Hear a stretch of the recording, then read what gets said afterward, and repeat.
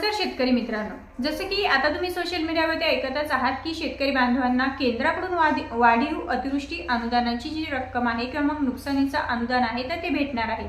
मग आता हे जे वाढीव अनुदान भेटणार आहे हे कोणकोणत्या जिल्ह्यांसाठी भेटणार आहे, कोणत्या जिल्ह्यातील किती तालुक्यासाठी पात्र असणार आहे आणि महत्त्वाचं म्हणजे हेक्टरी किती भेटणार आणि कोणत्या जिल्ह्याला किती रुपयांचा निधी भेटणार, ही सविस्तर अपडेट आपण आजच्या व्हिडिओमध्ये जाणून घेणार आहोत।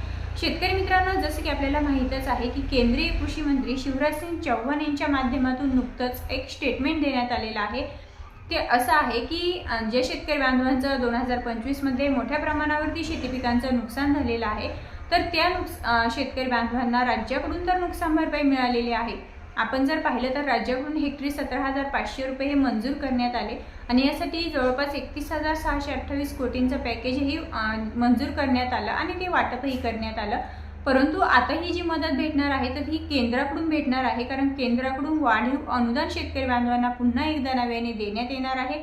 तर शेतकरी मित्रांनो, आता आपण हे जाणून घेऊया की केंद्राकडून जी मदत मिळणार आहे ती कोणकोणत्या जिल्ह्यांसाठी आहे, कोणत्या जिल्ह्यातील किती तालुक्यांना ही मदत मिळणार आहे, तर संपूर्ण अपडेट जिल्हानिहाय अपडेट आपण जाणून घेणार आहोत। तत्पूर्वी मित्रांनो, व्हिडिओ कुठेही स्किप न करता संपूर्ण वॉच करायचा आहे, जेणेकरून तुम्हाला तुमच्या जिल्ह्यातील तुमचा तालुका अतिवृष्टी नुकसान भरपाईसाठी पात्र आहे की नाही ते लक्षात येईल। तर शेतकरी मित्रांनो, जसं की आपल्याला माहितच आहे की संपूर्ण महाराष्ट्र राज्यातील 31 तालुके आणि या 31 तालुक्यातील 31 जिल्हे आणि 31 जिल्ह्यातील जवळपास 282 तालुक्यांना नुकसान भरपाई मंजूर झाली होती आणि त्याचं वाटपही झालेलं आहे। आता हे जे वाढीव अनुदान भेटणार आहे तर या शेतकरी मित्रांनो आपण जाणून घेऊया कोणत्या जिल्ह्यातील किती तालुक्यासाठी पात्र असणार आहे। तर शेतकरी मित्रांनो, जवळपास आपण जर पाहिलं तर लातूर जिल्हा असेल, धाराशिव जिल्हा असेल, नांदेड जिल्हा, परभणी जिल्हा, हिंगोली जिल्हा, बुलढाणा, अमरावती, त्यानंतर अकोला जिल्हा, वाशिम जिल्हा, यवतमाळ जिल्हा, वर्धा जिल्हा, नागपूर जिल्हा, भंडारा, गडचिरोली जिल्हा, गोंदिया, चंद्रपूर जिल्हा, त्यानंतर आपण जर पाहिलं तर ठाणे जिल्हा, पालघर जिल्हा, रायगड, रत्नागिरी, सिंधुदुर्ग, वाशिम, नाशिक, धुळे, नंदुरबार, त्यानंतर अहिल्यानगर, पुणे, सोलापूर, सांगली, सातारा, कोल्हापूर, छत्रपती संभाजीनगर, जालना आणि बीड या संपूर्ण जिल्हेही आता अतिवृष्टी नुकसान भरपाईची जी वाढीव मदत भेटणार आहे त्यासाठी पात्र असणार आहे। आता आपण जिल्हानिहाय अपडेट जाणून घेऊया कोणत्या जिल्ह्यातील किती कोणत्या जिल्ह्यातील किती तालुक्यासाठी पात्र आहेत। शेतकरी मित्रांनो, सर्वात अगोदर आपण जर ठाणे जिल्ह्याचा विचार केला तर ठाणे जिल्ह्यामध्ये एकूण 5 तालुक्यांचा समावेश आहे। या 5 तालुके कोणते आहेत तर भिवंडी असेल, मुरबाड असेल, शहापूर असेल, कल्याण आणि उल्हासनगर या 5 तालुक्यांना आता अतिवृष्टीची वाढीव मदत ही केंद्राकडून मिळणार आहे। त्यानंतर पालघरमध्ये एकूण 8 जिल्ह्यातील एकूण 15 तालुक्यांचा समावेश असणार आहे। सिंधुदुर्ग जिल्ह्यातील एकूण 8 तालुक्यांना ही वाढीव अनुदानाची जी रक्कम आहे तर ती मिळणार आहे। त्यानंतर नाशिक जिल्ह्यातील जवळपास 15 तालुक्यांनाही केंद्राकडून वाढीव मदत मिळणार आहे। त्यानंतर धुळे जिल्ह्यातील 4 तालुक्यांनाही मदत मिळणार आहे। जळगाव जिल्ह्यातील एकूण 15 तालुक्यांनाही मदत मिळणार आहे। नंदुरबार जिल्ह्यातील एकूण 6 तालुक्यांनाही मदत मिळणार आहे।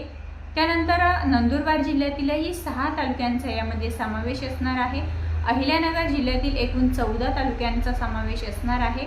त्यानंतर पुणे विभागातील पुणे जिल्ह्यातील 13 तालुक्यांना ही वाढीव अनुदानाची रक्कम ही मिळणार आहे। त्यानंतर मित्रांनो, सोलापूर जिल्ह्याचा विचार केला तर सोलापूर जिल्ह्यामध्ये एकूण 11 तालुक्यांचा समावेश असणार आहे।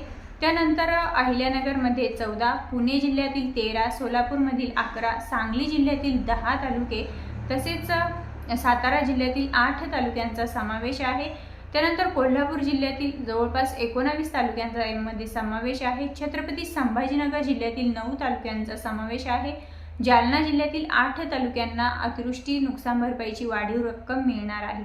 त्यानंतर बीड जिल्ह्यातील जवळपास 11 तालुक्यांचा समावेश आहे की त्या 11 तालुक्यांना वाढीव अनुदानाची रक्कम मिळणार आहे। आणि त्यानंतर मित्रांनो, लातूर जिल्ह्याचा विचार केला तर लातूर जिल्ह्यामध्ये एकूण 10 तालुक्यांचा समावेश आहे।